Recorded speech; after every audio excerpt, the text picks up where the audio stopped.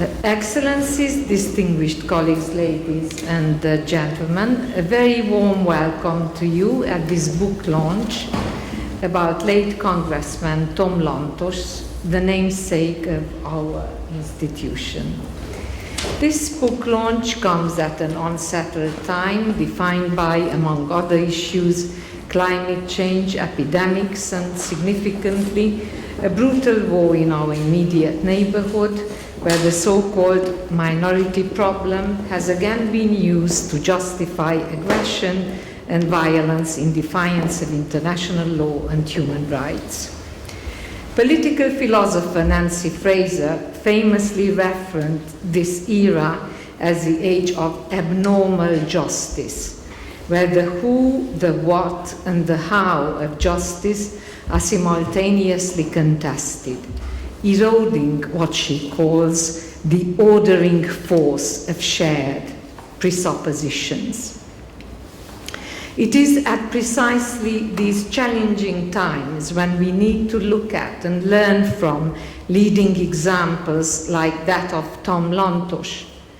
Betrayed by a country he called home, Tom Lantos was able to choose humanity, kindness, and solidarity with the most vulnerable, risking his own life to rescue them. The experiences and choices he made during the Second World War shaped his values and guided him throughout his life, turning him into the noble banner of human rights across many continents and on numerous issues.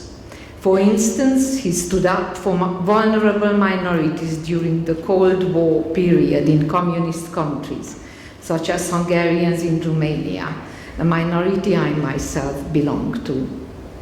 He was also a fierce supporter of liberal democracy, not as a political order that would bring the end of history, but as one that was in perpetual need of sustenance and improvement.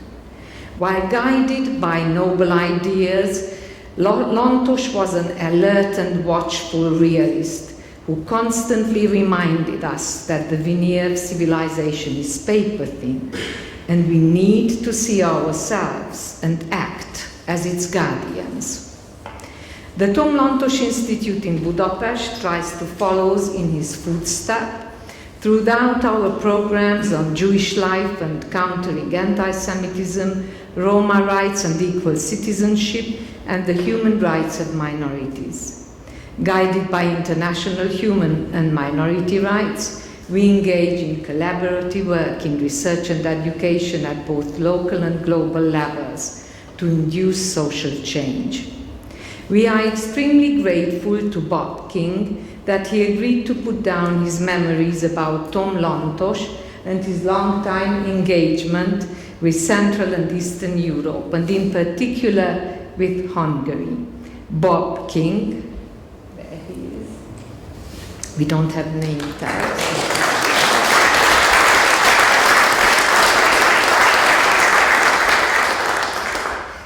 Bob King was Lantos's chief of staff for a quarter of a century, and also a distinguished scholar and diplomat, who among others returned the Holy Crown to Hungary.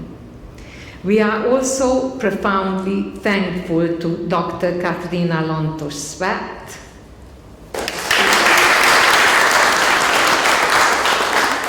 and Ambassador Richard Sweat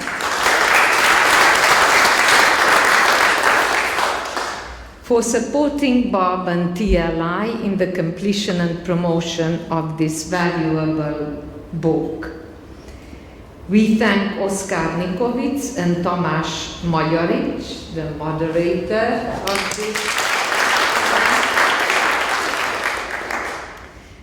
for reading and proofreading the Hungarian language edition of the book. And last but not least, we would like to thank the Embassy of the United States of America for supporting this project via their Small Grants program. We are delighted that Ambassador Pressman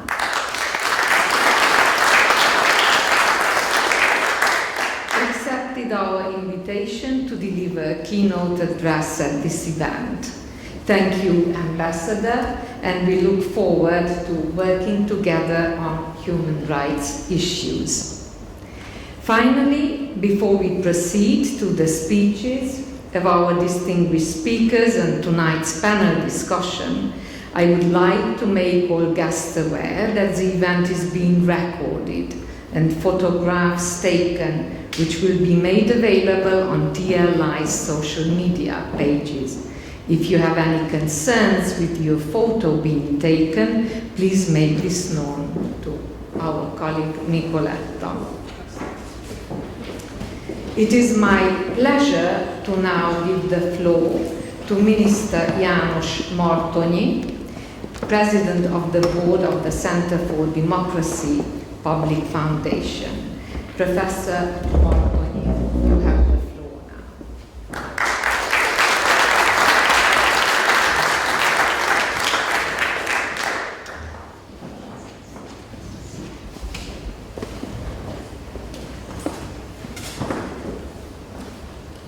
Dear Katrina, Ambassador, Rob, good friends around. First and foremost, you can make photo of me if you want. Now, my first question to Anna Maria was when she told me about this wonderful event, what language we will be using. Because this is now a Hungarian book, more or less the Hungarian version of an English language book, The Noble Banner of Human Rights. So my idea was that maybe we should speak Hungarian. But now I was told, no, we have to speak again English, which is fine. So you will have to enjoy my Hungarian accent. We were joking about last time again. Now, yes, it was exactly 3.5 years ago, even a little more, when we celebrated the book launch of this Noble Banner of Human Rights. I still have my speech, what I delivered at that time. So in order to save energy and time, my idea is that I just read out a couple of things from this speech of 3 or 4 years ago. I trust your memory. Few people are remembering what I said at that time. So, in fact, I could read out the whole text if I wanted. But I understand the time is more limited this time than it was last time. So just one or two points which I feel are the most relevant or important. I said that time, Hungarian by birth and American by choice. It's true. Then much later I went on, a Hungarian by birth who never left Hungary. It was his country that cruelly left him in a crucial time. But later they met again, and he never lost his attachment to the collective identity of Hungarians, represented by a historical heritage, a culture, a unique language that he so eloquently spoke. It was his particular attachment that was demonstrated by the tremendous help and support he gave to Hungary and also to Hungarian minorities living in the neighboring countries.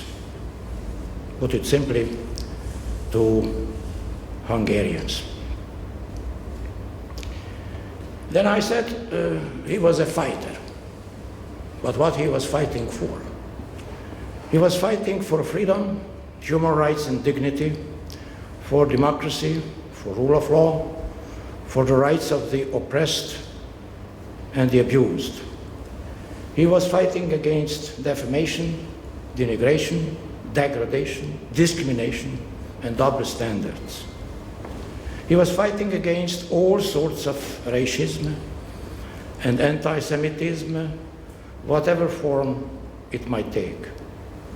He was fighting for the good, and he was fighting against the evil in human beings. That's what made him a citizen of mankind. But he was a friend of Hungary, a true friend in particular of those Hungarians who were and are in need.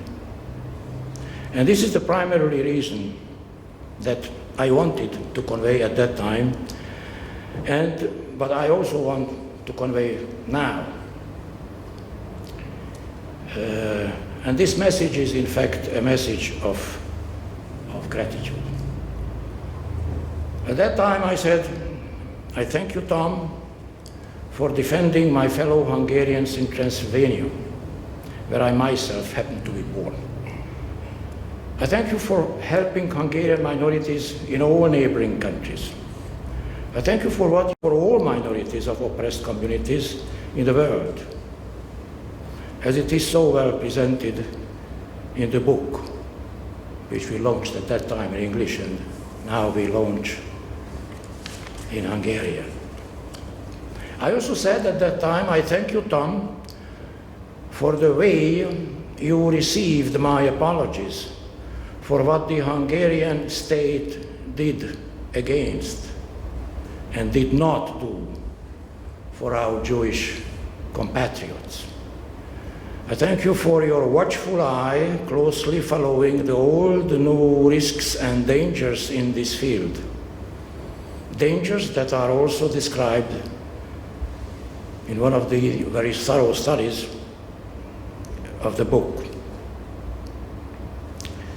Then I just mentioned one important event, which, among other things, we shared with Tom. And that's also my personal memory. In 1999, March 12th, we were flying together to Independence, Missouri, to the Truman Library, together with Madeleine Albright, Bronislaw Geremek, Jan Kavan, Géza Jeszenszky, John Shattuck, and of course others, for the deposition of the accession documents of Hungary, Poland, and the Czech Republic to NATO. The buck stops here, as the saying goes, and indeed this Washington Independence flight was a flight back home. Hungary has come home. We are back in the family. I said at that time, and also it's quoted by Bob in his essay, which is in the book.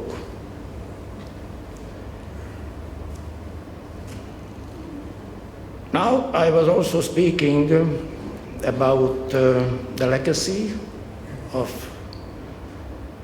Tamás, or Tom Lantos,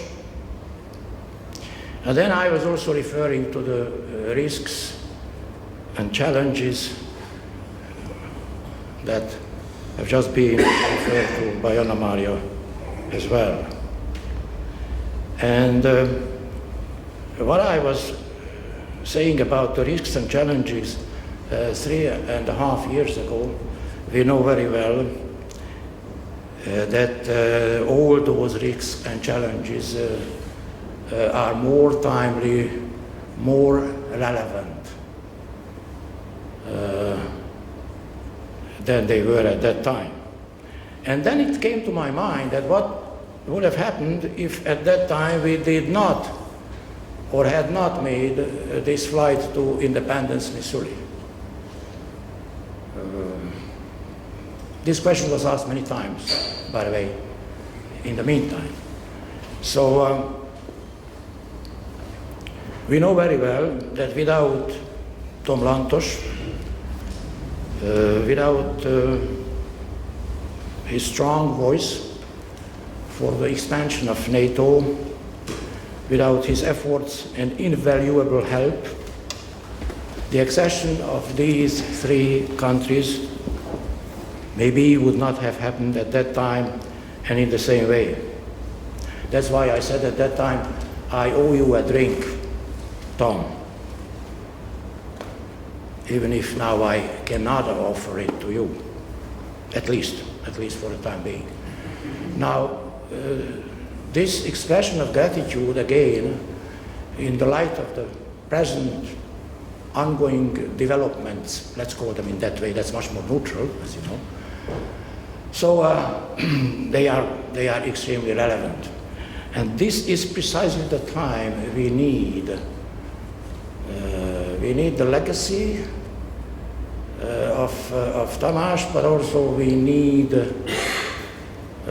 his vision, we need his commitment, his determination, his perseverance, and his courage. So we need him, we would need him.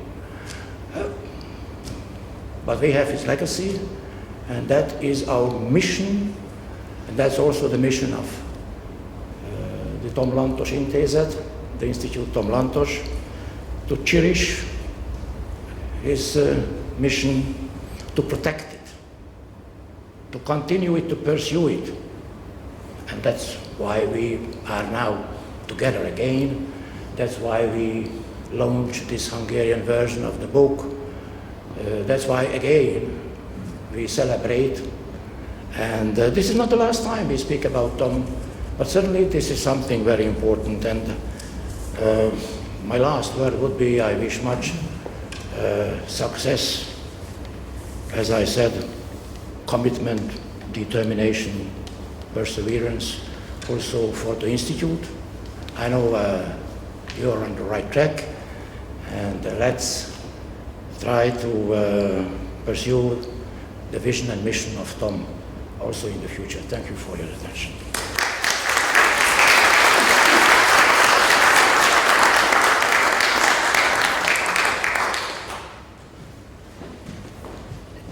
Thank you, Minister Martonyi, for your very significant remarks on carrying forward Tom Lantos's legacy,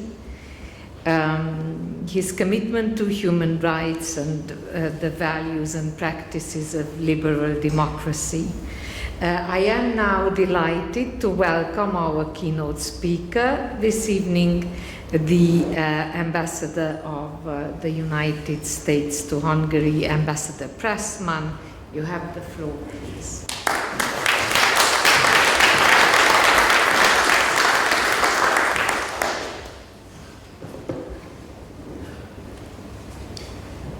Good evening. Dr. Lantos Sweat, Ambassador King, Ambassador Majoric, Minister Martonyi, it is a great pleasure to be here with you, distinguished colleagues and excellencies. Thank you for joining us today to celebrate Congressman Tom Lantos and to not just mark the launch of the Hungarian translation of the Noble Banner of Human Rights, but to rededicate ourselves to the work that defined Congressman Lantos's life. When Tom Lantos was 16, he found himself thrust into a global conflict that he had no part in creating. He found his childhood crumbling around him just as Europe crumbled under the Blitzkrieg attack of the Third Reich. When Tom Lantos was 16, he was arrested in his hometown right here in Budapest by Nazi soldiers and sent off to a forced labor camp. He escaped only to be arrested again and once more sent off to a camp. He could have given up. No one would have blamed him if he did. He was barely out of childhood, alone, unaware of the fate of his family, and in the hands of one of the most ruthless, sadistic, and amoral forces the world had ever seen. By all rights, Tom Lantos should have given up. How could one boy stand up to the power of the Third Reich and its collaborators? What good could he do? Why shouldn't he focus merely on surviving, hoping for the best. But as everyone in this room knows, Tom Lantos did not surrender. He escaped again. He made his way back to Budapest, by now firmly under control of Nazi forces. He made his way to a safe house provided by Swedish diplomat Raoul Wallenberg, and instead of hiding and waiting out the rest of the war, instead of attempting to flee to safety, a hard place to find in 1944, Tom Lantos decided to stand up and to join the resistance. In many ways, this is the day the young man born Tamás Péter Lantos in Budapest transformed into the human rights giant and United States Congressman Tom Lantos the world knows today. No one could ever doubt the determination of Tom Lantos. No one could ever doubt his intelligence, his power of will to do everything he could to help those in need. No one could doubt his heart. But what resonates to me most about Congressman Lantos' story is how much it demonstrates the power of the individual to change the world. One person does not end a war, destroy an army, or erase an ideology of hate from a land. But one person, each of us, can influence and shape the world like a single pebble can ripple across the waters of history. We meet this evening in a beautiful city I love, Budapest, at a time where the world's problems can seem so ugly, enormous, and unwieldy. Just 6 days ago, I, like many of you, saw credible reports of mass graves only 1,000 miles away next door in Ukraine. Boys, girls, women, men, more than 400 bodies thrown into a hole of shallow ground, left for dead by the ruthless and losing forces of Vladimir Putin in this unprovoked and brutal effort to decapitate the sovereign government of Ukraine. Especially at times where the challenges to the rules-based international order are immense and daunting, each of us must do as Tom Lantos would have done. Each of us must resist the temptation to wring our hands, roll our eyes, sit back, resist the understandable temptation to see the enormity of the problem as too great for any single individual to impact, too big for any one person to solve. The story of Tom Lantos, a 16-year-old boy who refused to hide in idle fear, counsels otherwise. It is in moments of the greatest peril to our way of life that our individual actions matter most, whether you are a prime minister or a pauper. Tom Lantos, of course, was not alone. He was one of many who refused to bow to the horrors of Nazi Germany. There were others, other individuals that we still cherish and honor today. Raoul Wallenberg from Sweden saved tens of thousands of Jewish lives during the war. The Swiss diplomat Karl Lutz, and in fact his life-saving work was largely conducted from the United States Embassy where I now serve. And when a country in Europe decided to unilaterally shatter the peace of the land, to subjugate and kill the vulnerable, it was the resistance of individuals that stood in opposition.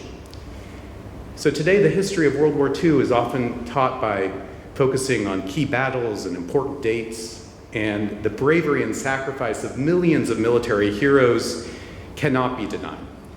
But without those of individual courage, without the Tom Lantoses, human dignity prevailed against the Nazis. Tom Lantos was a hero, and it is impossible to calculate how many people may have survived because of the food and medicine he delivered to Jewish families hiding under Wallenberg's protection. But in many ways, what is even more inspiring is what he did with this terrible and traumatic experience. He transformed that experience, and he dedicated his life to the service of those whose dignity, like his, was challenged.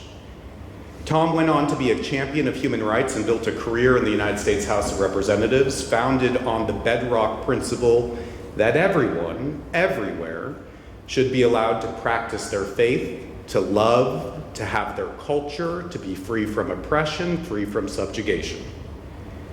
The life of Tom Lantos teaches us that we each bear an extraordinary responsibility as individuals to stand up for what is right and what is just. There is no institution or coalition or intergovernmental body or government that can substitute for the will of the individual and the determination of individuals to advance human dignity. The big problems of the world are ours to fix, each of us. So the Holocaust is a singular event. It was an act of evil that knows no bounds, and Holocaust distortion is a serious problem and something we must condemn. So when I speak today of the power of the individual to act and make change in the way that Tom Lantos did, it is not to compare today's challenges to that of the Holocaust, but it is to recognize that remembering the Holocaust and the righteous heroes of that era is not enough. Building museums is not enough. Pledging never again is not enough. Do we tolerate oppression when it seemingly does not affect us personally? Do we speak out against words of hate that are not directed at the ones that we love? When anti-Semitic imagery is used in political campaigns to mock, belittle, and undermine, do we as individuals speak out against this? When statues of known and documented Nazi sympathizers and collaborators are erected in so-called places of pride, do we as individuals say enough? When the peaceful country of Ukraine struggles and fights to retake its own land only to find mass graves and evidence of atrocities, what do we say? Not as governments or organizations, what do we say as individuals? Our words have power. What we say matters. And the more power the individual has, whether that power comes from elected office or public platform, the more influence those words have. It may not always feel that the power of an individual matters. Let's be honest, it's often easier to remain silent, particularly when it seems that something does not affect you. But these are times it is most important to speak out. The Holocaust did not happen overnight. There was a chain of events that led to this horror, and genocide does not just happen. These are events built one brick at a time. But we can stop them. Neither you nor I can tear down the entire wall, perhaps. But we can remove a few bricks, each and every one of us, each and every day, by prioritizing causes greater than our own profile, our own profit, or our own politics. And just as these acts of evil are built over time, so too is heroism. So too are the good things in life. Just as we remove bricks, we can add them. Each individual has the power and the responsibility to build a better world, and Congressman Tom Lantos was a bricklayer. Yes, he's most famous to the world, perhaps as a US congressman, but he changed the world brick by brick. He spoke up for those weaker than himself. He spoke out when it was hard, especially when it was hard. And the passing of Tom Lantos in 2008 left the United States Congress, left the world a poorer place. But I know personally that his legacy still lives on. His imprint on Congress and the work it does is still evident today. The US Congress renamed the Human Rights Caucus to bear his name appropriately. And the Tom Lantos Institute continues to fight for causes near and dear to the congressman's heart, from the fundamental human rights of minorities and to stop anti-Semitism. And of course, if Congressman Lantos were here with us today, he wouldn't forgive me if I didn't mention his family. I think it's fair to say that his actual family was at the forefront of every act, every thought, and every fight he took on. He wanted a better world for his children, his grandchildren, and their children. Although in many ways, the family of Congressman Tom Lantos is vast. I think of the uncountable number of people who he touched throughout the course of his life. And under that definition, I consider myself a part of this greater Lantos family. The world is a better place because of a 16-year-old boy from Budapest. And now each of us must live up to his example. When the problems are the most daunting, we must run towards them unafraid, armed with the power of our spirit, the convictions of our soul, and the ferocity of our will to make this world a more just, more peaceful, and more humane place. That is what Congressman Tom Lantos started right here in Budapest as a boy and concluded as a giant of human dignity. His life was and is a call to action, and it is a true honor to be with you here today to recognize that. Thank you very much for your time.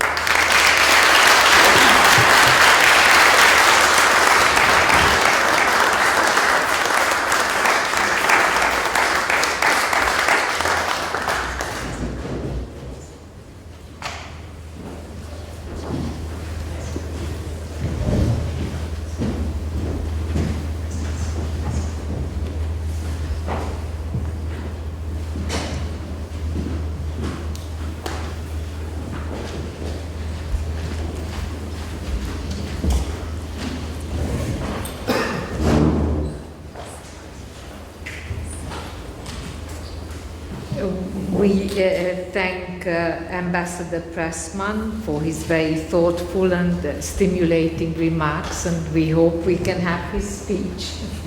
We hope his speech will be published. It is now time for our panel discussion, which I am sure will be full of fascinating insights and perspectives about the life of Tom Lantos and the historical relationship between Hungary and the United States. I pass the floor now to our moderator, Ambassador Tamás Magyarics, Associate Professor in the Department of American Studies at Eötvös Loránd University, and our distinguished panelists, Robert R. King, Tom Lantos's Chief of Staff and American diplomat, Katrina Lantos-Sweat, daughter of Tom Lantos and president of the Lantos Foundation, and Richard Sweat, former congressman and ambassador. And now I will give the floor to the panelists. Thank you very much. I hope it's working. Yeah. Okay, good. So it's an honor and a pleasure to be able to moderate this distinguished panel. And as a first exhibition, I immensely enjoyed reading the book in the manuscript, as Director Giro mentioned before. And as a historian, of course, I was studying Lantos's life and working in the US Congress. And I can tell you that the Hungarians are quite proud that Lantos was Hungarian and believed and claimed that he was Hungarian all through his life. I really don't want to hold the floor. Just like to introduce very briefly our guest, who don't need to be introduced very extensively. So first, Dr. Katrina Sweat, who is an educator, at least this is what it said about her in the different sources. At the same time, the president of the Lantos Foundation here. Instrumental in setting up the Lantos Foundation. Thank you very much for all your work. And she has a degree in political science, and she's a Juris Doctor, and later earned a PhD in history, focused on human rights, what else, and US foreign policy at the University of Southern Denmark. Now I like to say just a quick explanation to Southern Denmark.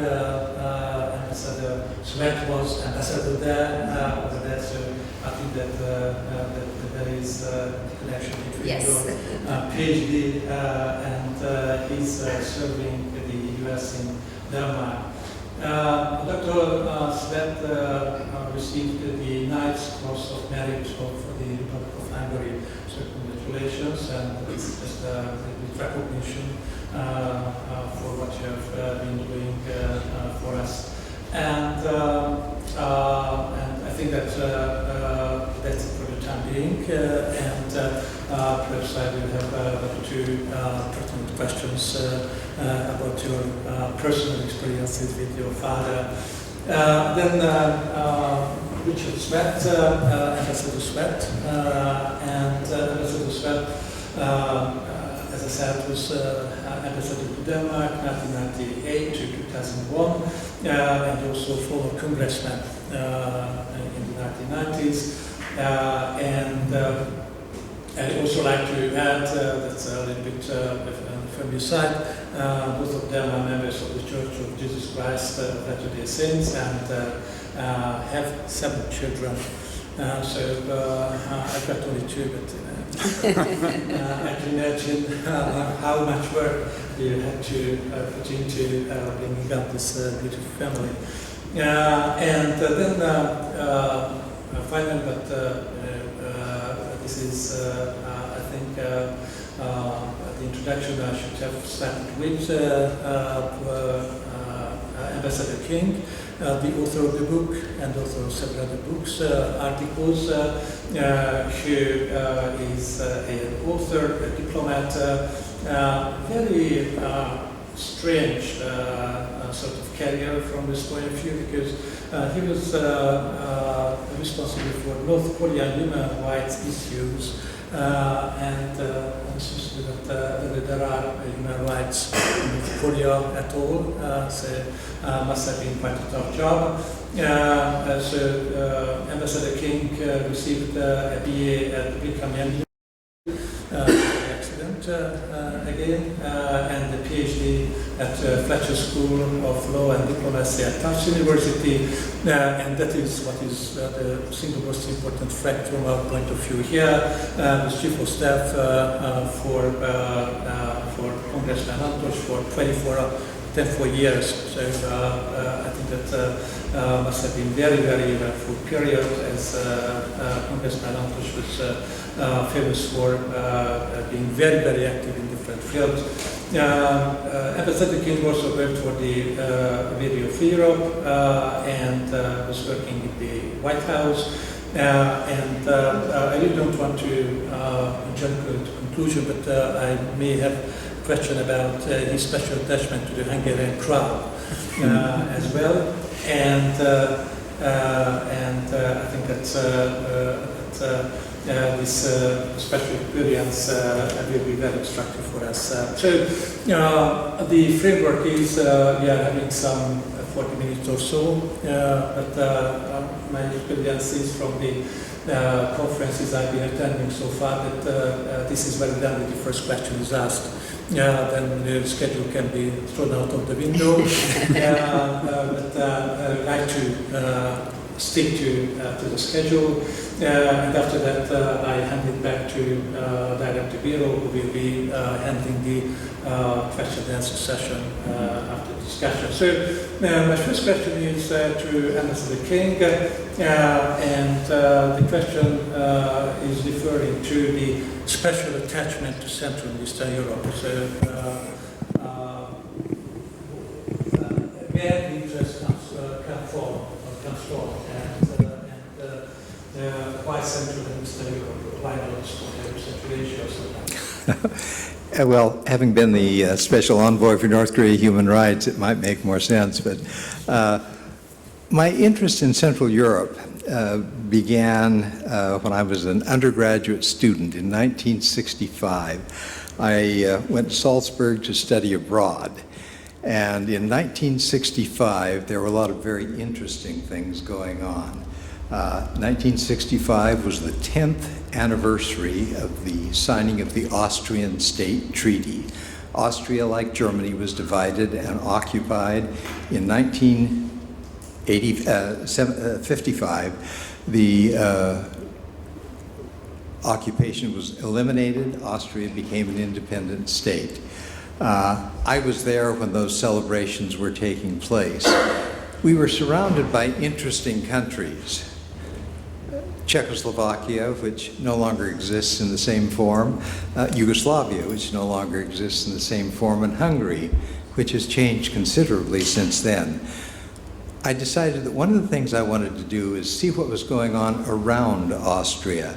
The first trip we made was to Hungary, and this was on the 4th of April, 1965. The 4th of April, for those Hungarians who do not remember, was the national holiday. It was the day on which the last German soldier left Hungary. And this was the 20th anniversary in April of 1965. And there was a large military parade at Heroes Square. Anastas Mikoyan, at that time, I think he was the president of the parliament of the Supreme Soviet, and a Soviet cosmonaut who had returned just a year or so earlier from traveling in space. She was the first woman to travel alone in space. And it was a great event. It was a wonderful event for someone who had never been to a communist country before. Later, during that same time, I went to Yugoslavia, again, a country that no longer exists. We spent time visiting parts of Croatia, Bosnia, Serbia. In May, we went to Prague. We were there for May Day, and we marched in the May Day parade. The president of our university found out, and we were in trouble. But it was a great event, and it was wonderful to see these places. And beginning from that point, I was majoring in political science. I was going to be a lawyer, and I'm glad I made the decision, excuse me to the lawyers present, I'm glad that I made the decision to focus on Central Europe. I did my doctoral thesis on issues and problems between nationalism and national identity and communism. And what I was looking at is what had communism done to Hungarians living in Romania? What had communism done? How was it affected by Romanians who were living in the Republic of Moldova in the Soviet Union? And it was a fascinating study. It was eventually, after I finished the thesis, it was published by Harvard University Press. With that interest in Central Europe, I went to Radio Free Europe, which was located in Munich in those days. We broadcast in Hungarian, in Polish, in Czech and Slovak, and in Romanian and Bulgarian. And I continued to focus on these issues and these problems. Am I going on too long? One quick comment. After spending time at 7 years in Radio Free Europe, I went back to the United States and was appointed what was called a White House Fellow. I was assigned to the National Security Council staff in the White House, and I came to that position shortly after Jimmy Carter was elected president. One of the first issues that we came up with was the question of, should we return the crown to Hungary? I had written an essay to get selected as a White House Fellow, and you could write on any topic you wanted to write about, as long as it was a government policy issue. And so I decided, what should the United States do to improve relations with the countries of Central Europe? And I proposed several things, but the first thing I proposed was the crown of St. Stephen should be returned to Hungary. When I got to the White House, I'm sure they didn't read my well-written essay, but when I got to the White House, that was the topic of the day. And the question is, should we return it? If we do, how do we do it? And that kind of thing. The first while I spent on the question, do we return it?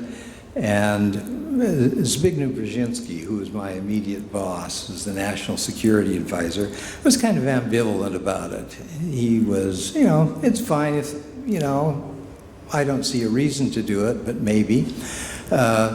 Cyrus Vance, the Secretary of State, was very emphatic, saying that's something we ought to do. So we went through a process of putting together a decision paper and sent it to Jimmy Carter and said, return the crown, yes, no, check the box. That's the way decisions are made. He checked the box and said yes. But make sure that when it's returned the right way. We began negotiating with the Hungarian government, and the United States said, we're happy to return the crown, but the crown needs to be put on public display.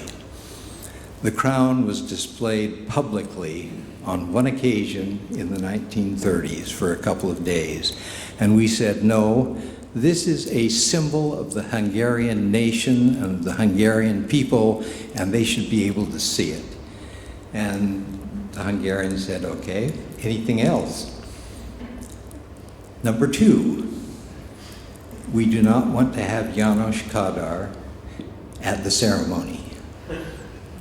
And the Hungarians thought about it and decided they wanted the crown. So it was made an official event, not something that somebody who was a party official would participate in. And it was the Hungarian president, who was not János Kadar, and the parliament that were to receive the crown. And the third thing we said is that we'd like to have the delegation that accepts the crown represent the Hungarian people. We not only want a couple of government officials, but we would like the delegation to include religious leaders. Cardinal Mindszenty had conveniently left the U.S. Embassy, so that didn't become a big problem. We wanted to have a delegation that also included intellectuals and artists and people of renown. And we matched that delegation. The American delegation included a number of some religious leaders in the United States. There weren't a lot of Hungarian Americans that participated in the crown return because they disagreed with returning it. But we did have a Hungarian American professor at Columbia University, historian, who was a part of the delegation, István Deák. And we put together what we thought was an appropriate ceremony. The Hungarians thought about it and said, yep, we'd like that. And so we went through the process of arranging the return of the crown on, I think it was January 6th, 1978. I had been with President Carter when he was in Poland for the first of his overseas visits as president. And after he went from Poland elsewhere, I came to Hungary so I could be here for the crown delegation. President Carter was not a member of the delegation to return the crown, but our Secretary of State, Cyrus Vance, was. And there were a number of others. There were 3 or 4 government officials. I was, I think, ranked number 3 in the delegation. And then there were a number of other Americans. It was a remarkable event. It took place in the Parliament, in the Rotunda. There, circling the Rotunda, are the statues of various important Hungarian kings, including Stephen. And as we were there, the crown was brought in on a table. Large coronation robe was there, the orb, the scepter, the sword. And as they were wheeled into the room, uncovered, there was a gasp that went up. Probably none of the people who were present for that occasion had ever seen the crown before. And here was the crown. People were crying. Hungarians and Americans. It was a very impressive event. Whenever I come back to Hungary, I make a point of going to see the crown. I'm going there tomorrow. Thank you. It was initially housed in the National Museum and then later put in Parliament. But that, I think, is one of the really important events that took place. The thing that was interesting is that Tom Lantos hired me before he knew that I had done that. He and I had a chat in the Denver airport. Tom's daughter, Katrina's older sister, her husband and I worked together in a Colorado oil project. And Tom Lantos lost his chief of staff. He went on to graduate school somewhere.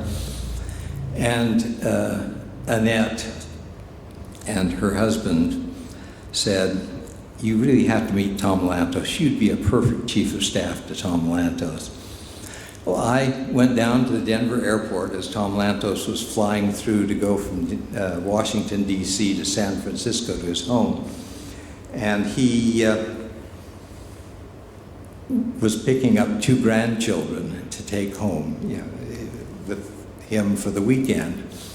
So I went down to the airport. I walked out and met him as he got off the plane. He said, "Wait a minute." He bustled around to get the children sorted out and get his wife taken care of. We talked for about 3 minutes in the lobby, and I walked him back to the door of the airplane so he could join his family for the trip to San Francisco. The next day I got a call from Tom saying, "Would you come to Washington? We'd like to see if we can work together." 3 days later, I was in Washington. 3 or 4 days after that, Tom said, "Would you like to be my chief of staff?" And I spent another 24 plus years working with Tom on all kinds of issues. He was surprised and shocked. Annette was shocked when they found out that I had been involved in the return of the crown. But I've wandered way too long and probably covered it. I'd like to ask you 1 or 2 more questions. Just like to comment on, the return of the crown. I remember a mile long line in front of the National Museum when the crown was put on display. The next time I saw such a long line was when the first McDonald's was opened up.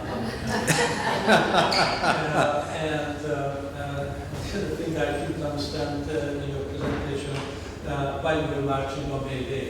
We didn't have to. We didn't have to sometimes. But you introduced the 24 years that you was there. So could you share 1 or 2 highlights, interesting moments, trips, journeys, issues you were having with Congressman Lantos? That's another couple of books. Let me say a couple of things. One of the things that I was particularly impressed with Tom was his commitment to human rights. There was no question that human rights were an important issue for him. At the time he was elected to Congress, one of the big issues in the international human rights field was Jewish citizens of the Soviet Union who wanted to leave and settle in Israel or elsewhere. And the Soviet Union refused to allow them to leave. They were not allowed to go. And Tom visited Moscow on a couple of occasions, met with Jewish refuseniks, as they were called, and most of them were not allowed to go, weren't allowed to leave. Congressman from Illinois had also done that, had gone to Moscow for a congressional visit, had met with Jewish citizens who wanted to leave. And as they were leaving the country, his wife was strip searched. She had to take off all her clothes. They went through everything. It was a way of creating problems, of embarrassing the wife of this congressman. When he came back to Washington, he got together with Tom. He said, "I'd like to create an organization of members of Congress to focus attention on the problem of Jews who want to leave the Soviet Union." Tom Lantos, who was very much committed on the issue, said, "That's a good idea, John, but let me make another suggestion to you. Let's create an organization that deals with all kinds of human rights problems, not just the refuseniks, but there are other problems that we need to deal with, that we need to focus on. And what we need to do is bring people together who can support each other on all of these various issues and concerns of human rights." And the Congressional Human Rights Caucus was created with John Porter and Tom Lantos as the co-chairs. It included at various times up to a couple hundred members of Congress who wanted to participate in various human rights activities. When Tom passed away, one of the things that Nancy Pelosi asked that we do is create a permanent Human Rights Caucus and name it after Tom Lantos and make it an official organization of the House of Representatives. Before before his funeral was arranged, I had drafted the legislation to create the caucus. And this solidified the principle that Tom was most concerned about, and that is, you don't focus on a single issue, you focus on all of the issues. And when you focus on the issues like that, you can bring many different members of Congress together and focus attention on all of these problems. So that, I think, was probably the most important thing about the way Tom approached human rights issues. When anyone came to him with a human rights problem, he was willing to step in, whatever it was. That attitude is reflected by the first meeting of the Dalai Lama with members of Congress. The Dalai Lama came to Washington. He requested a meeting with the White House. President George W. Bush said he was unfortunately busy that day and wouldn't be able to meet with the Dalai Lama. Tom Lantos invited him to the Congress and invited other members of Congress to meet with the Dalai Lama. Tom Lantos was there, and maybe half a dozen other members of Congress were there. But it began a process of focusing attention on the Tibetan people and the human rights violations they faced.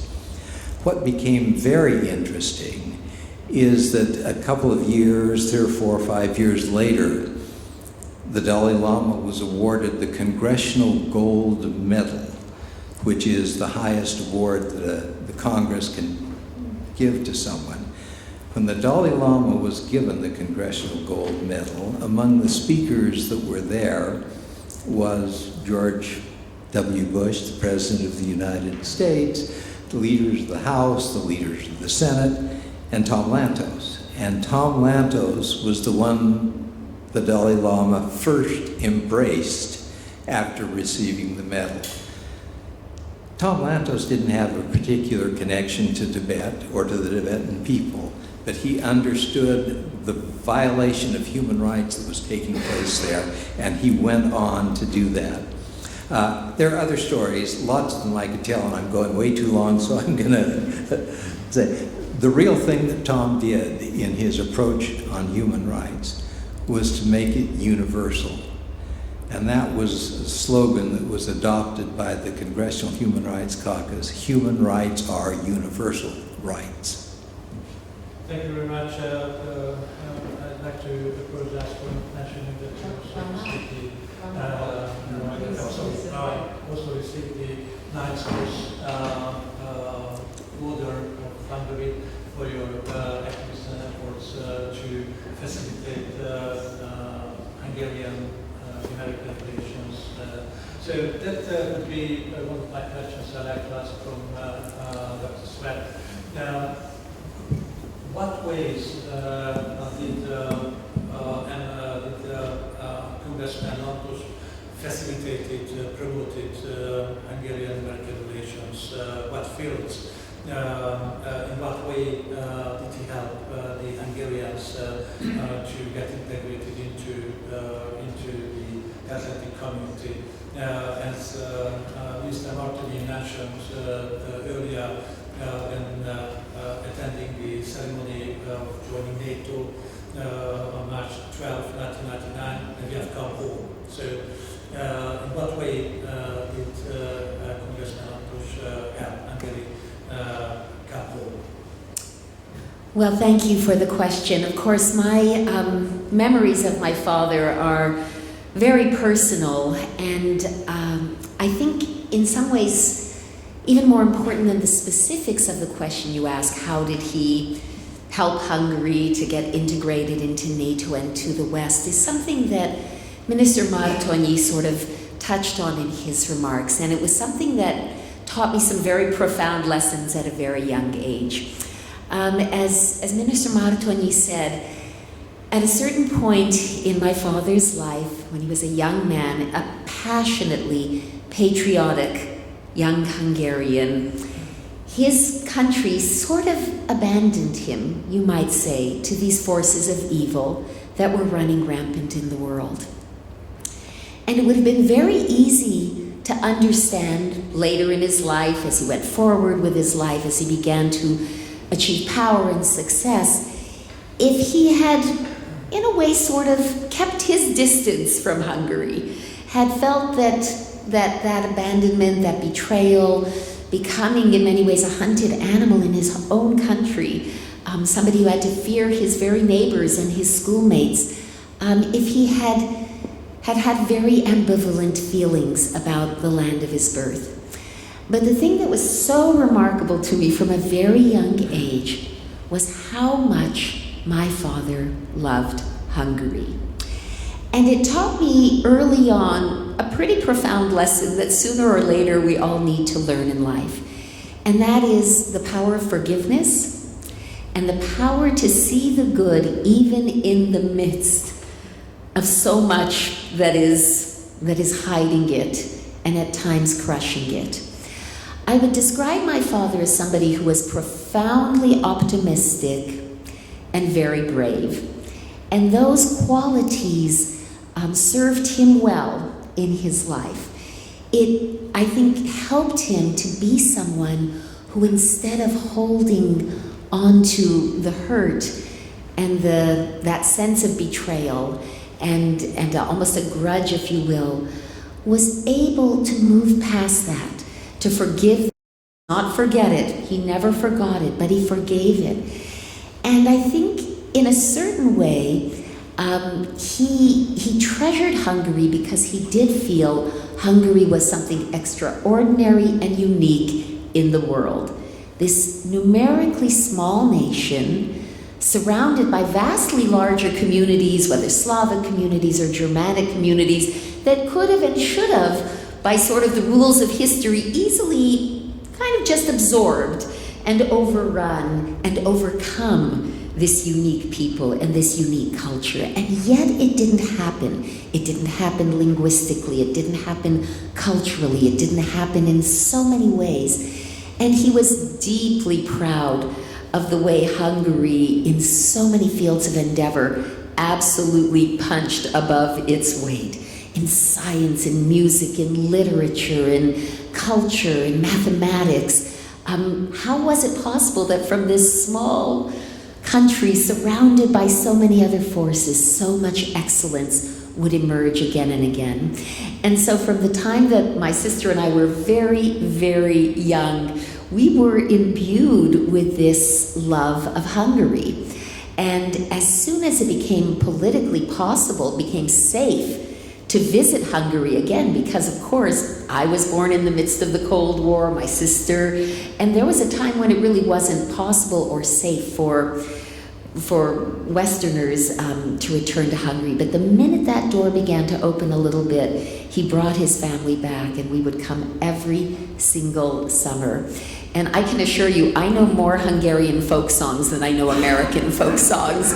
And I was raised on more amazing Hungarian cuisine than on sort of the food my friends from school were eating in their homes. But I also think that, to get more to your question, that my father, shared with many Hungarians an awareness of a lot of the challenges and tragedies of Hungarian history. Because, you know, Hungary, I think, in its own psyche and mind and heart, always had sort of this Western orientation, but time and time again, history sort of pulled Hungary away from that ability to tie itself more fully to perhaps more progressive and forward-looking Western orientation. And so it was absolutely not only one of the priorities that he had when he was in Congress to see Hungary achieve NATO accession, but it was without a doubt one of the happiest days of his life. He said to me, I feel more of a sense of security and hope for the people of Hungary than I have ever felt in my life. And I think there are things that would concern him now that he sees in Hungary. I need to just mention very briefly, I was honored, and I'm still honored to have been given the Knight's Cross. But as some of you may know, with great reluctance and certainly a degree of sadness, I felt an obligation to return that wonderful honor because a few years ago it was also bestowed on someone, a writer, with a terrible reputation for really outrageous anti-Semitism. And it did not feel right to me any longer to retain that honor. I felt sad to return it. I don't get honors like that every day, I can assure you, and it was certainly something that I treasured. But I treasure the legacy and the example of my father even more. And he was no longer alive, but I knew what he would tell me to do at that time. He'd say, you know, we love Hungary. We want Hungary to live up and to be the very best nation it can be. But we cannot forget the dark elements of the past, and we can't shrug our shoulders or make excuses for them. And so it was with some sadness that I did return that honor. And I felt when I did so that my father would have approved, that he would have thought that that was the honorable thing to do in that circumstance, because I did not feel right about sharing that award with someone who had expressed precisely the kinds of views that cost so many of my own family members their lives during the reign of the Nazis and of course, the Arrow Cross. You know, I think it was you again, Mr. Martonyi, who referred to my father as someone who would often say he was a Hungarian by birth, he was an American by choice, but I know of no Hungarian American who ever did more to wed his love of these two countries together. It was a deep, deep love. And my husband and I, not only have 7 children, but we now have 14 grandchildren. But one of our younger grandsons, who was born just a little under 2 years ago, his middle name is Sándor. So he, you know, that love of Hungary, we have tried to pass down to our children. And I do think that this is an extraordinary place and an extraordinary people. And I feel so proud to be Hungarian myself, to have this extraordinary heritage. And it gives me immense pride and joy to see my late father's legacy carried forward by the Tom Lantos Institute, by this wonderful book authored by my dear friend and his dear colleague, Bob King. And I try and hope in my life to embody that combination of optimism and bravery. Sometimes, you know, being brave is always hard. Sometimes it's hard because there's physical danger. Sometimes it's hard just because you'll be unpopular, or it will be awkward, or you might lose friends, or you might make some people angry. But whether we're called on in our lives to exercise physical bravery, or whether it's more standing by our moral convictions, I'm so grateful for that legacy he gave me. And at a time in our world with the war in Ukraine, with concerning developments in so many parts of the world and some concerning things here in our beloved Hungary, it is important not to lose our sense of optimism as well, a certain confidence about the future. My father used to say, he's most famous for having said that the veneer of civilization is paper thin. We are its guardians and we can never rest. But another phrase he used often, perhaps not quite as well known, but I think of it all the time, especially whenever anything would be going bad in the world or bad in our own lives. And he would say, honey, we are just bending, just turning a windy corner of history. But right around this corner will be bright blue skies and wonderful opportunities. And I love that spirit of optimism, of hope, of understanding, yes, sometimes we are bending a windy corner and we have to brace ourselves for the storm, but we can get around that corner and good things lie ahead. Thank you. I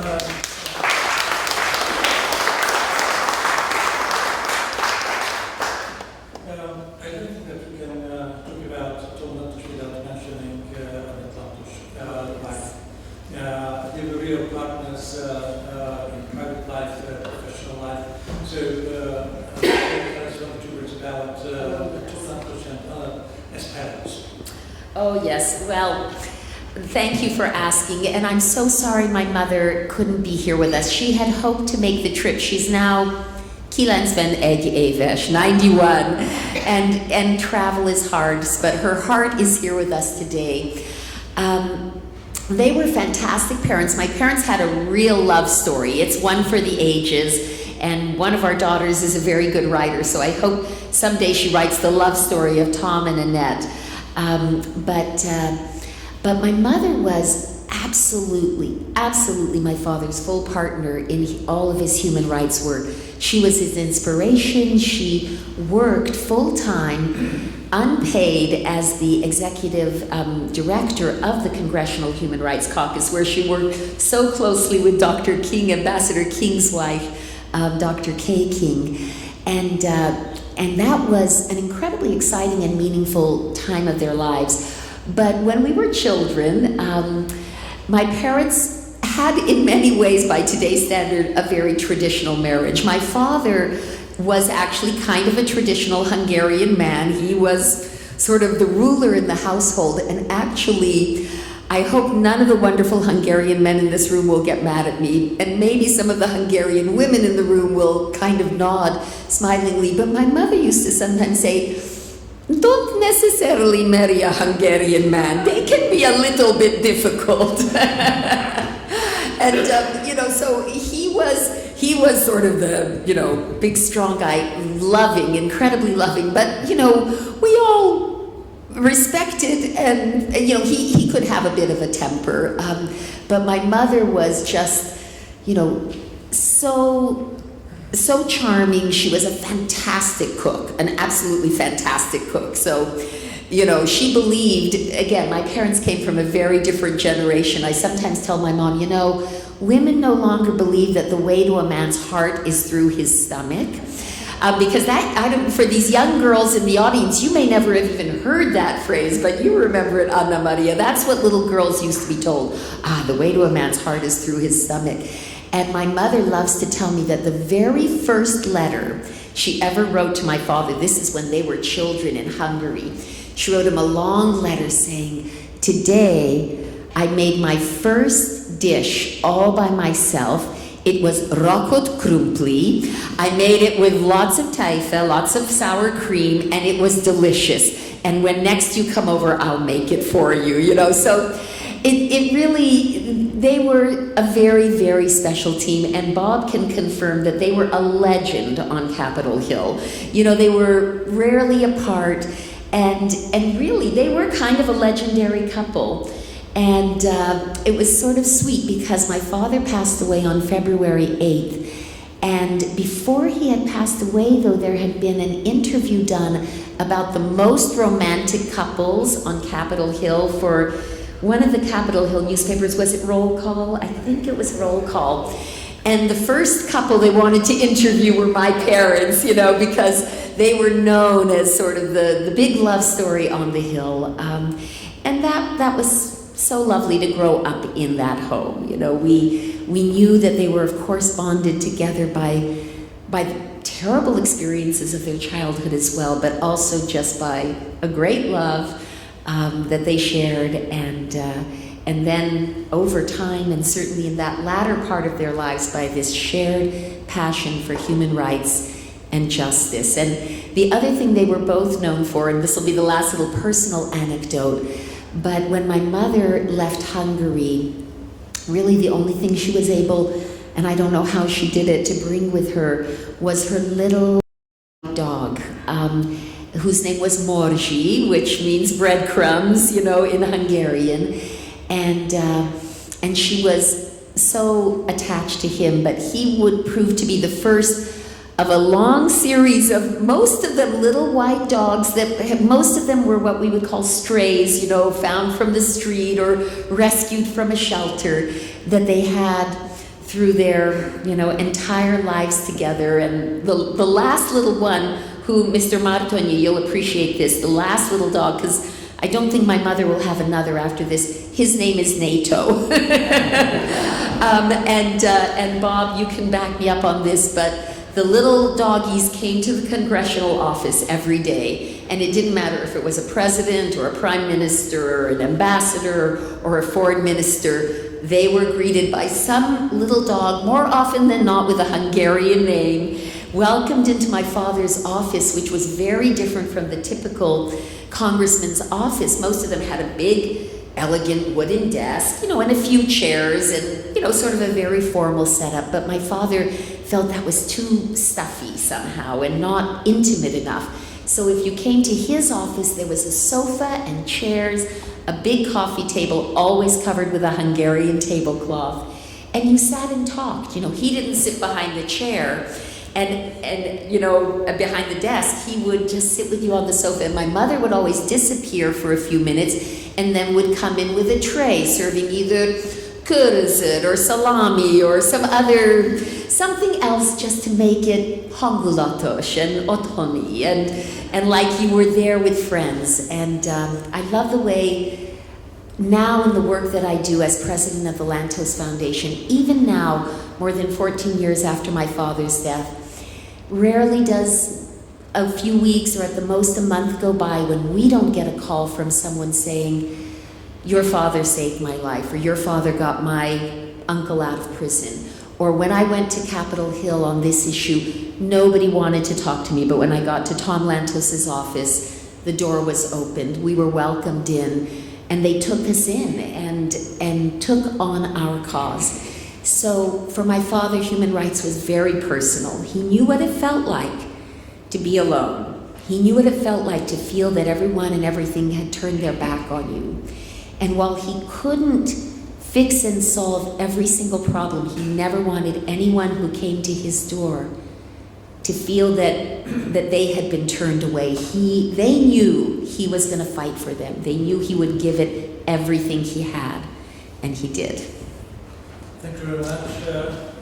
And to a certain extent, we are coming full circle, because we are coming back to Lantos as a politician.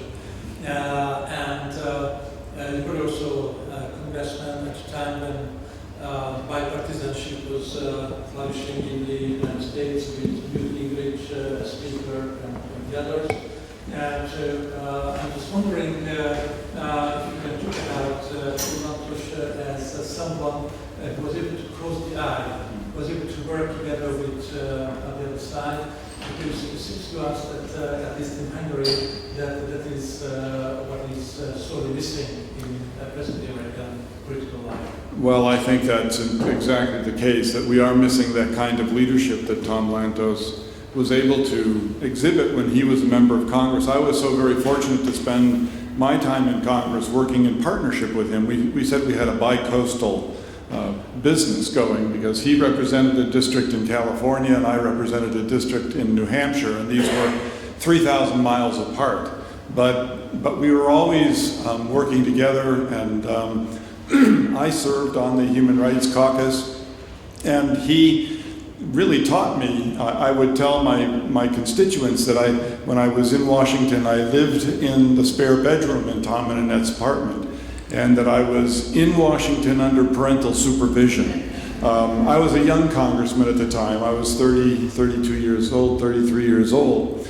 But I could see how he worked, and I understood that he employed personality traits and character traits that I think were very advantageous and very helpful to making him not only a successful representative, but also an impacting representative, someone who could actually change the course of history. And I saw that not only when I was in Congress with him, but I saw that when I was serving as ambassador and he came to Denmark and we would talk with the members of the EU or NATO countries, and he was always drawing upon his background, not just as a Holocaust survivor and as someone who came from a war-torn Europe, but as someone who understood that he had a life experience that very few people, other people had, and that he used that in a way that was impacting in strengthening the words that he would use in his arguments. And one thing that I remember him often saying was that the United States essentially saved the butts of the Europeans during the Second World War, and that he spoke this in a way that didn't offend them, but so much told them the truth, that there was a relationship that was established by what the U.S. was able to do at that time that should not be paid back, but should be honored with the proper decisions on the issues that he was concerned about. And as we've heard, so much of his work that he was engaged in, both in Europe and throughout the world, had to do with human rights. And so many countries were not willing to take the kind of stands that the United States was willing to take because of the work that he was doing with the Human Rights Caucus and because of other legislative efforts that he was engaged in. So that's one of the things that I learned just by observation, was that he was a man who was willing to speak truth to power, but there was an element to his speaking truth that I think is so lacking today. And as Katrina was talking about her mother, I was thinking about the conversations that the three of us have, because her mother has lived with us now for the last 8 years. And we lament the fact that Tom is gone, because he is the kind of leader that the world needs today. He's the kind of person who is really capable of talking about the issues in a very straightforward way, but he had one additional quality that is so missing in so many of the discussions that we engage in, or that we listen to people engage in, and that is that he was able to convey a quality of respect for the person that he disagreed with.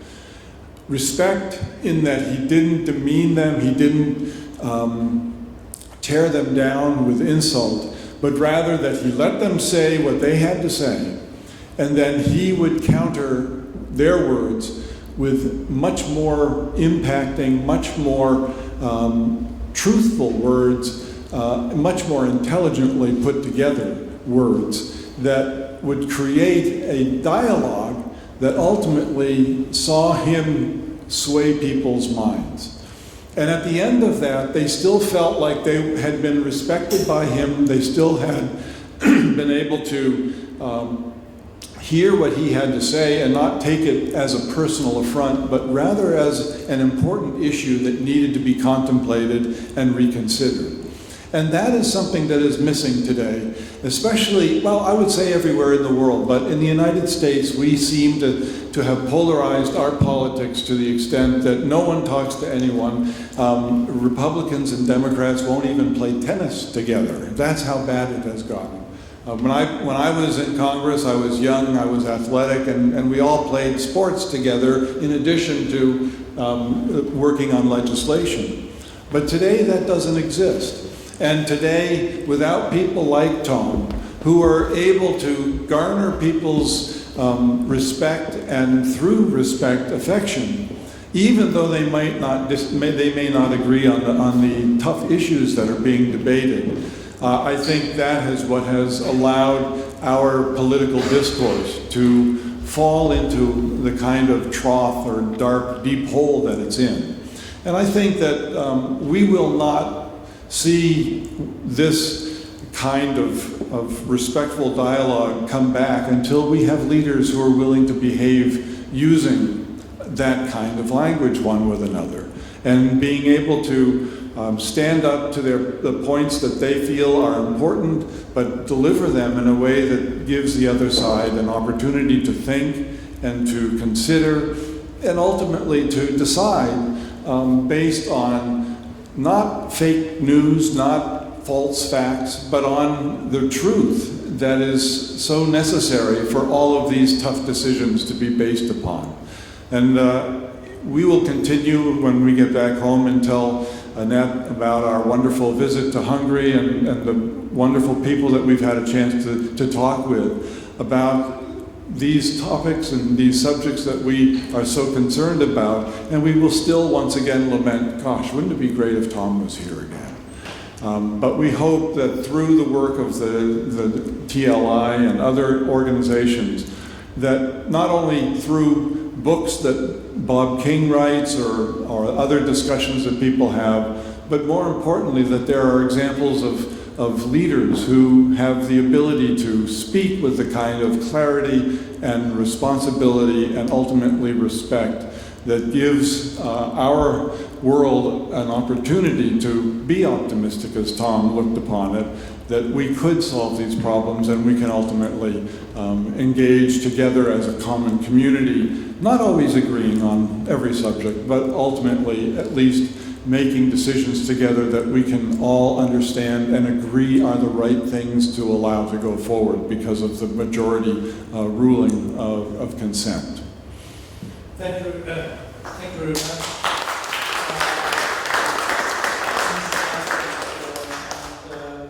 We just hope that the spirit of Tom Lantos will be returning to Congress. Eternal optimist. We need more eternal optimists. Yes, yeah. Could I just make one last quick story? Tom Lantos, this will be very short. Tom Lantos, before he ran for Congress, was asked by a member of the Senate to serve on his staff to deal with foreign affairs issues. That was Joe Biden, a new senator at the time. And Tom spent over a year with Joe Biden working on foreign affairs issues for the senator. Tom used to always, Joe Biden, as you may know, lost his wife in an automobile accident shortly after he was elected, but before he was seated in the Senate. He was thinking of not remaining there, but he was convinced and went back and did that.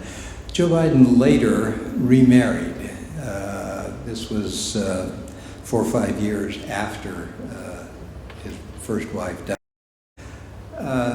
Tom Lantos used to always tell stories about Joe Biden and every other subject. But one of the stories he told about Joe Biden was he said when Joe and Jill Biden, Jill Biden now the First Lady, were married, I told them they should go to Lake Balaton for their honeymoon. And Tom said, Annette and I will come with you. Now, that's not usually what newlyweds think about. But Tom would always tell this story about how he took Joe and Jill Biden on their honeymoon. And most of the people in the staff, including me, would sort of wink at each other as Tom told the story. Tom was the kind of guy who would never let the facts get in the way of a good story. And I was sure this was that kind of a story.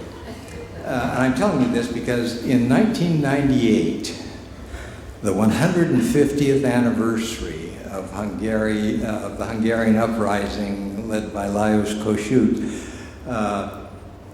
we had a special event in the Capitol to recall this event, and the President of Hungary was there for the occasion, and there were a number of people that were invited to speak. One of those that was invited to speak was Joe Biden. And we were sitting in the statuary hall in the Capitol with the statues of important people in the past, and there were all sorts of important people who were there for the occasion. And when Joe Biden was invited to speak, the first thing he said is, "Tom Lantos took me on my honeymoon to Lake Balaton." And I've learned that you got to be very careful because a lot of what Tom says is really true. Thank you very much. I think that our speakers deserve a great applause. I was enjoying personally all the great contributions. And so to say, the formal discussion is over. I can hand it over to Georg. Thank you very much to all of you, to Minister Martonyi, Ambassador Pressman who left, and to Bob King, Katrina Lantos, and Richard Sweat for your wonderful contributions, and thank you, Tamás Magyarics, for moderating this very insightful panel. And of course, here I look at my colleagues from the Tom Lantos Institute, and of course, it's very interesting and important for us to listen to a legacy we have to, and hopefully we do, carry forward. And for me, personally, it is interesting to hear how the tragedies of Hungarian history were turned into universal compassion. And I think this is an enormous story, and something comparable to me in Hungary is that of Bartók Béla, who listened to tiny little folk songs in unknown Hungarian villages, and yet he turned them into Allegro Barbaro. So we do have in Hungary models and examples which show the way from our small, narrow, sometimes self-interested particular lives into bigger issues, bigger interests, compassion for our neighbors. And yes. So I am moved, and yeah. So are we. We are also Yes. so moved to be here with all of you. Yes. But we are often moved together, and we will move forward now. The Tom Lantos Institute will certainly stand undeterred in following what was so important for Tom Lantos as well, the human rights, to work for the dignity of all.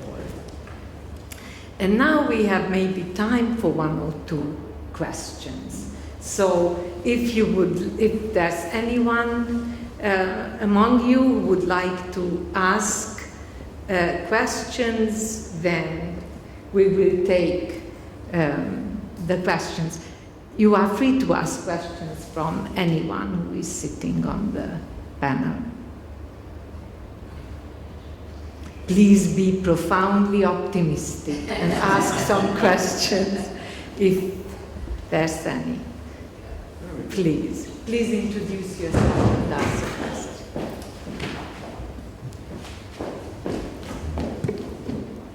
Thank you. Michael Leslie from the British Embassy, and really pleased to be with you because I feel a fellow friend of Hungary for many years, so thank you very much for these really insightful thoughts. I was just curious to know about Tom Lantos in his later life, and did he come back to Hungary, and if so, how did he go, how was he received, what did he think of Hungary in his later life? Thank you. I'll start, and I think everybody has an answer to that question. Mine is very brief. I worked in Romania after I got out of Congress, and I had the honor of attending the signing of the Treaty of Cooperation between Romania and Hungary, which he negotiated with the two prime ministers and leaders of those countries. And it was a very moving event that had tremendous significance because of the separation or the difficulty of that relationship for many years. So that was something that I participated in, and there are many other stories. I'll let my wife tell the next one. Well, very briefly, as I said, once it became possible to return to Hungary, you really couldn't keep my father away. And so before his tenure in Congress began, we came many times. In fact, my sister and I did not speak Hungarian growing up in our home because our parents only spoke English. But when I was about 6 years old, we began coming back just initially for a few days at a time. And we really taught ourselves Hungarian from playing with Hungarian children at the Balaton and elsewhere. So as a family, we came very often. And when my father began his political career, he was extremely involved, as Dick suggested, in all things related to Hungary and Hungarian welfare. He played a very heavy role in Hungary's accession to NATO. And he truly loved this country with a deep and abiding love. But he served in Congress until he passed away. So there was no post-congressional part of my dad's service. But to give you an idea of how often he came to Hungary and how much he was really part of the scene here. And the ambassador's not here now to confirm it, but he and I discussed it the other day. At the American Embassy residence in Budapest, on the first floor is a lovely suite of rooms, sort of an elegant little guest apartment. And for several ambassadors now, it's had a plaque on the door saying the Tom Lantos suite, because my dad came so often and was typically invited by whoever was ambassador to stay there. So his connection to Hungary, politically as well as emotionally and culturally, remained strong till the very end of his life. And if you ever have a chance in Washington, D.C., my father's buried in the Congressional Cemetery. It's a beautiful place. Lots of distinguished Americans are buried there, but my father's gravesite is actually one of the most visited of all the graves in the cemetery. It's very beautiful because whenever you go there, you will see hundreds of little stones placed atop the marker, which is a sign of respect and reverence that Jewish people do when they visit the grave of someone who's passed on.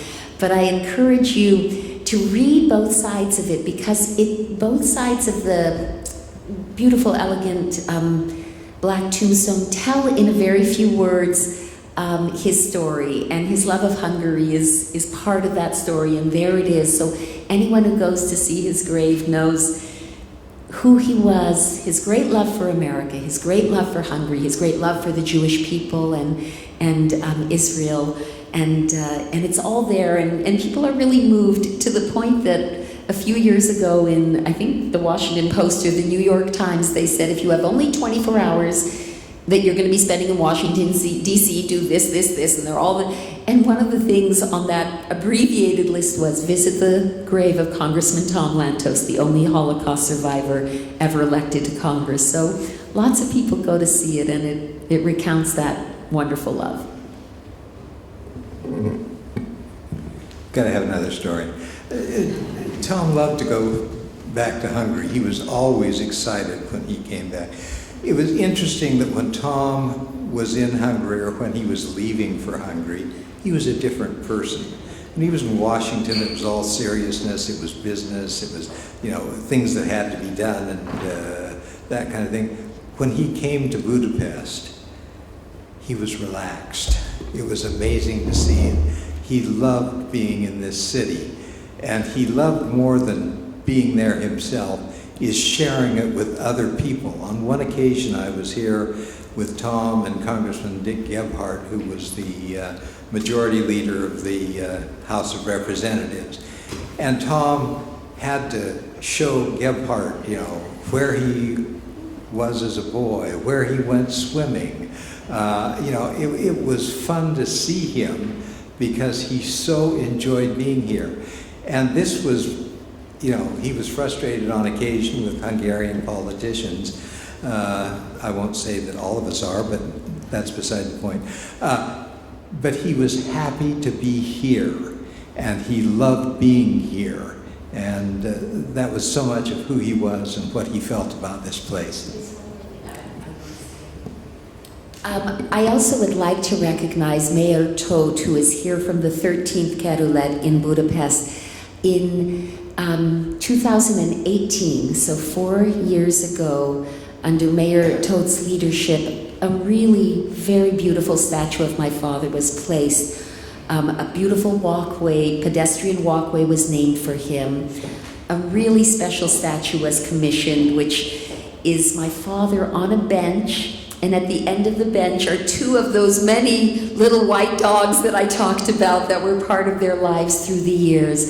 And it's sort of a place that invites you to sit and to think, and it's a very special place, and we have to kind of hold back the tears when we think about how grateful we are that in this city that he loved so much, that this wonderful leader in Budapest created a place that the city loved him as well. And any of you who have not been there, I would really, really encourage you to visit it. It's quite special. And thank you, Mayor Tóth. Thank you. Are there any other questions? I think we can take one final question. Yes, please. A little bit short. It's not a question, it's Thanksgiving. So thank you very much that you are here with us. Thank you very much that you are so great ambassadors for Hungary, as Tom Lantos was. And I also have a story, I will be short as promised. My name is Andrei Franci, I'm the president of the Hungarian women organization, the Association for Women's Career Development Hungary, and our organization thanks a lot to Americans because I was so lucky. I went to the United States to learn about democracy, how to start NGOs, etc. And so the American relations are very important, and I have been very often in the United States. And in 2006, we went with a delegation on the invitation of Pat Harrison to Washington, D.C., and we happened to walk around the Capitol, and I said, my friends, we should visit Tom Lantos, because I knew about him, every Hungarian knows, and we went into the Capitol, his door was open, we entered, and Emmett came out, and we said who we are, and we came. We are on a trip to Washington, D.C. It's half official, like Harrison with the embassy, etc. And she said, Tom, come, important people are here.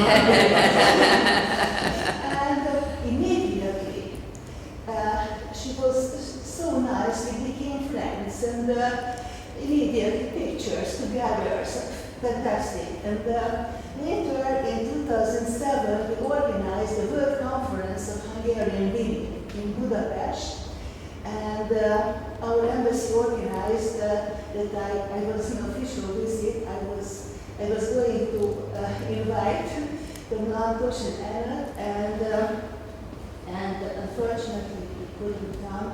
But Emmett told me, Andrea, I offered you a deal. What about inviting Charity to the conference?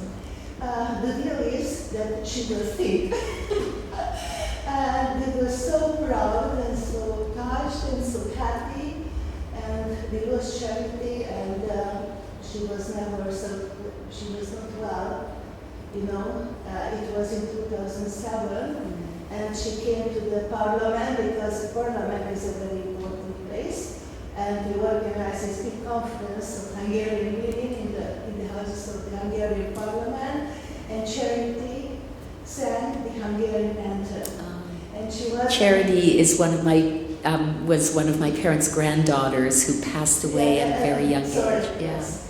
And she wore a Hungarian very nice blouse, and we are very proud, and we will never forget her, and we will never forget your family. And please tell Anna that I we will. send our love. I'll remind her. Thank you so much. Thank you. Thank you very much. I think we got a little example of how the memory of Tom Lantos and the fond memory of Annette Lantos is being taken forward. Often we have people popping into our office. Is this that Tom Lantos? And we say yes, it is him. So I would like, we have to now close this series of remembrances and recollections and reinforcements of values and principles about Tom Lantos and his life. We have to draw it to a close. And I would like, you certainly saw the books in the hall. You are free to take them. And there is a short reception now, and you are invited, if you have the time, to participate. And I would like again to thank you all for coming over. Thank you again for sharing your recollections, which will we cherish and take forward. Thank you very much.